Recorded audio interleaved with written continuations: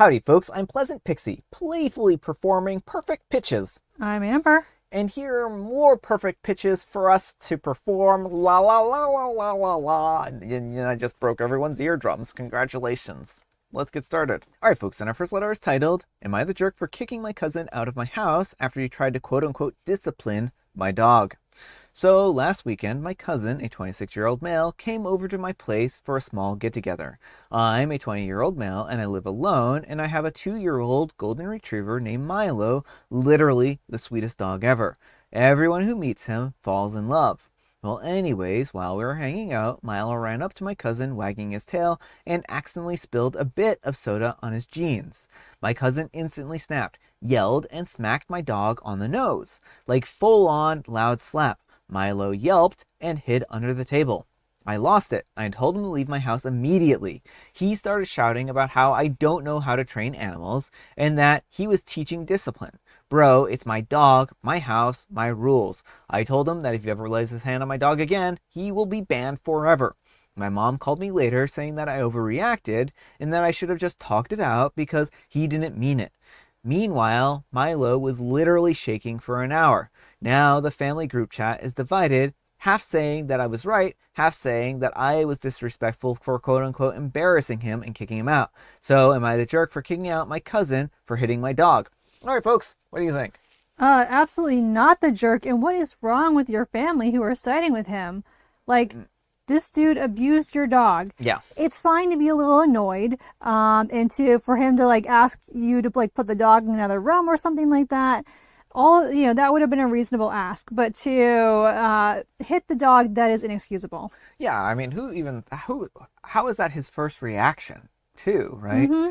So if he so callously hit this complete strange dog, what does he do with his own animals too? I don't trust this person around animals at all at this point in time. I mean, I think if he thinks this is discipline, he should not have animals. So yeah, I think that OP is absolutely right to defend their pet here. Mm-hmm. This is not a good way to basically train your dog. This isn't training your dog. This is training your dog to be afraid of you. Mm-hmm.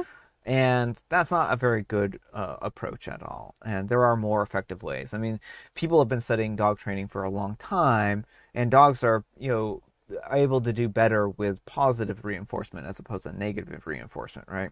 So, I mean, I think the more we learn, we find out that, positive reinforcement is a better way to teach in general, right? Not so much the old archaic, using the stick so much, right? Mm-hmm. But let me know what you folks think. So anyhow, take care and good luck. And Bonnie Jenny says, not the jerk, and you're your animal's voice. You spoke well. And Casual Lore says, not the jerk. No freaking way. Someone hit my dog. Get out.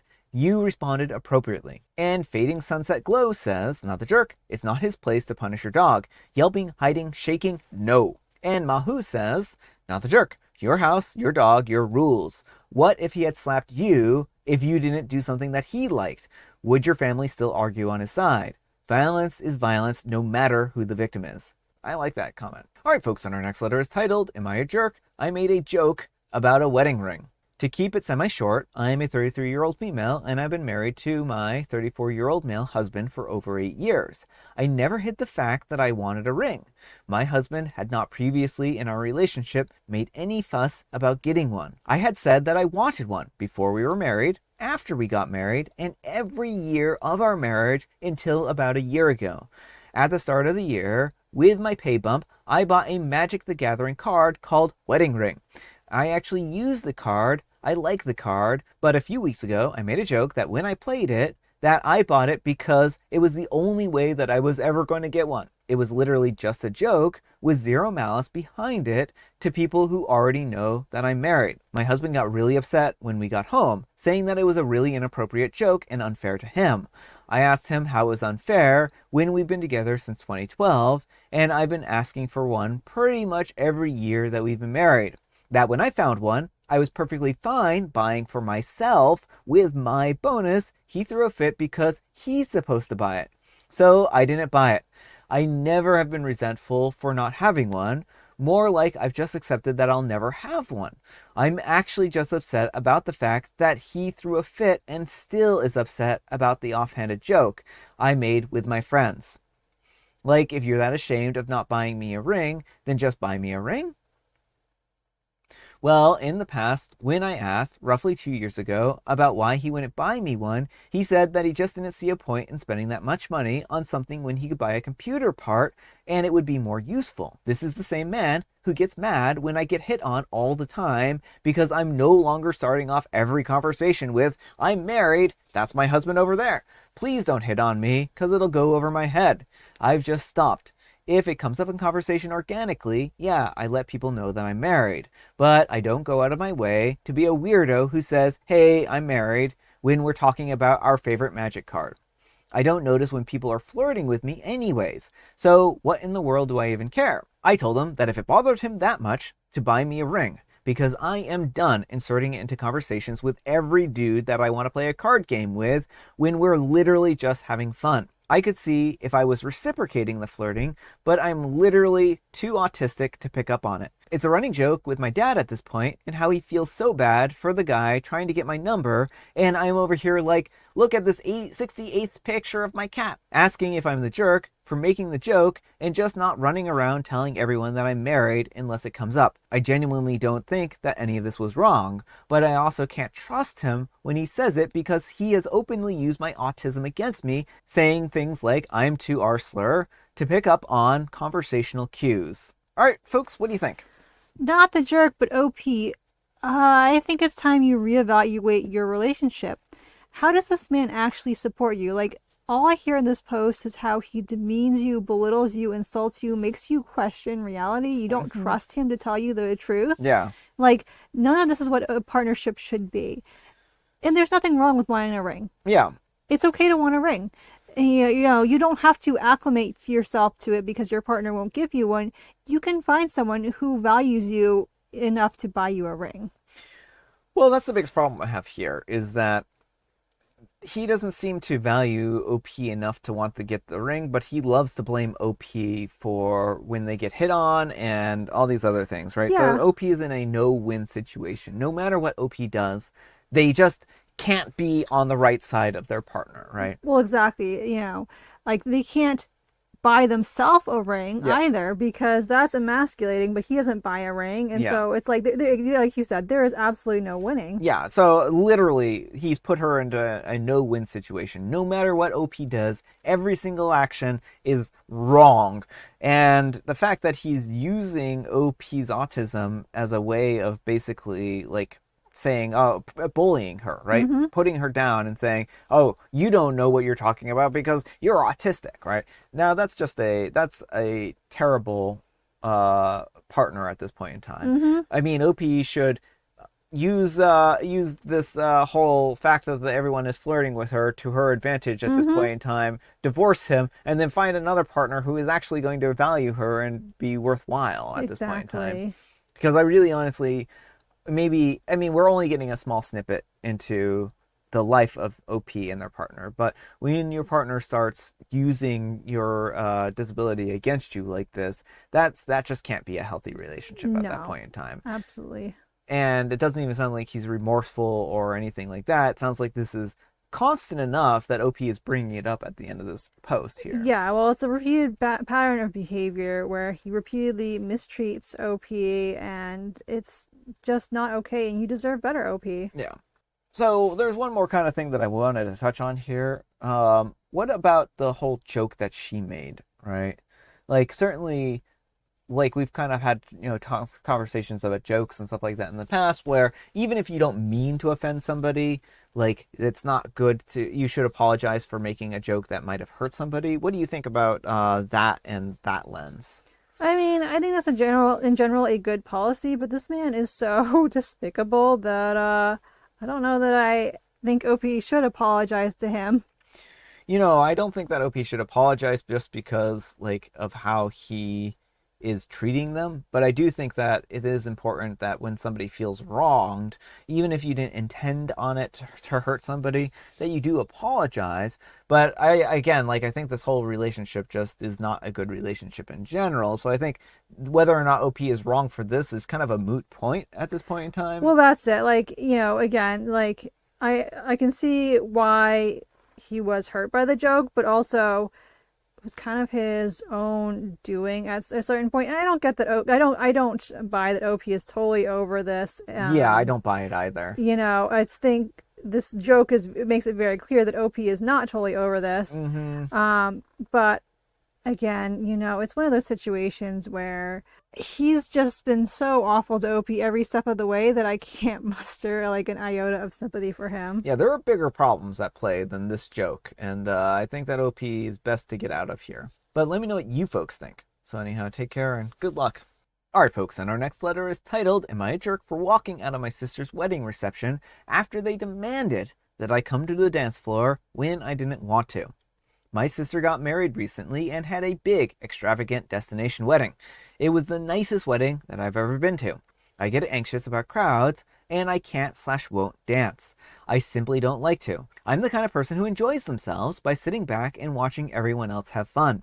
I also don't drink, and I don't like to be in a situation where I'm around drunk people because I always end up being the one taking care of everybody. So this situation has all of the markings of things that make me uncomfortable.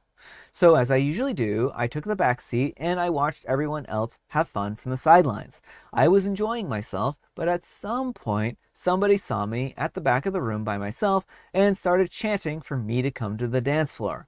Everyone else joined in.